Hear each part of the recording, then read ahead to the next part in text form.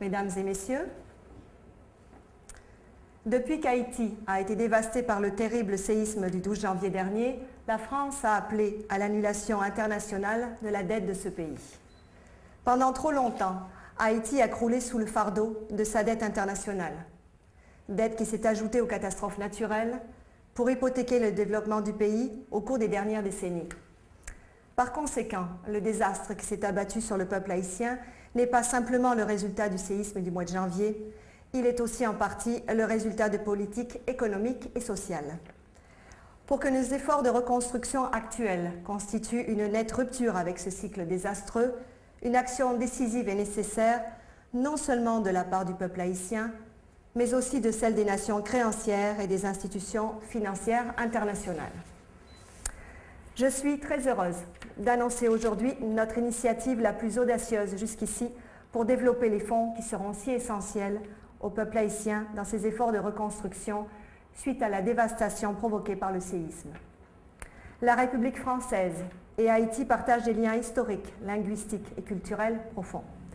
La fête nationale est une occasion propice pour célébrer les précieuses valeurs de notre République, des valeurs qui ont aussi inspiré le peuple haïtien quand il s'est sorti du carcan de l'esclavage pour fonder la Deuxième République des Amériques. Dans le cadre de la fête nationale, nous annonçons donc le début d'une nouvelle ère de coopération entre la France et Haïti, un partenariat fermement ancré dans nos valeurs communes. Même si nos rapports historiques ont parfois été difficiles, nous proposons à présent de repartir à zéro, unis par la compassion et la coopération.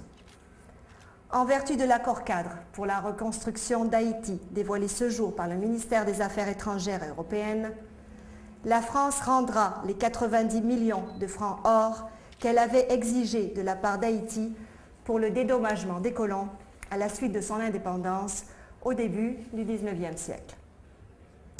Certains diront que le contexte actuel des crises financières internationales n'est pas le meilleur moment pour un plan aussi ambitieux.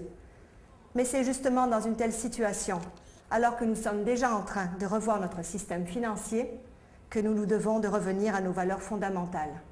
Liberté, égalité, fraternité. Celles-ci doivent devenir les piliers de l'économie mondiale si nous voulons cette fois-ci nous assurer que les Haïtiens puissent eux aussi bénéficier de la prospérité économique. Le gouvernement français est fier d'annoncer son nouvel accord cadre et encourage d'autres gouvernements à suivre son exemple, à prendre leurs responsabilités et à agir pour réparer les erreurs du passé, au moment où Haïti se trouve dans la plus grande nécessité. Le ministère des Affaires étrangères européennes travaille étroitement avec le gouvernement haïtien et le secteur de la société civile haïtienne afin d'établir un échéancier pour le virement de ces fonds. Au niveau national, le ministère des Affaires étrangères européennes travaille avec la Banque de France, supervisée par l'OCDE, le FMI et la Banque centrale européenne pour préparer un plan budgétaire à long terme.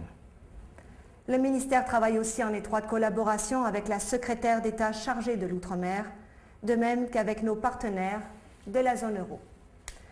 Selon ce nouvel accord cadre, les 90 millions de francs or qu'Haïti a dû débourser entre 1825 et 1947 seront remboursés sous forme de versement annuel sur une période de 50 ans. Si l'on tient compte de l'inflation ainsi que d'un taux d'intérêt minime de 5% par an, la somme totale s'élève à 17 milliards d'euros.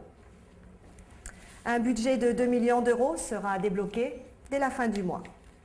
Le ministre Bernard Kouchner sera disponible pour des commentaires après les célébrations de la fête nationale. Je vous souhaite à toutes et à tous un bon 14 juillet.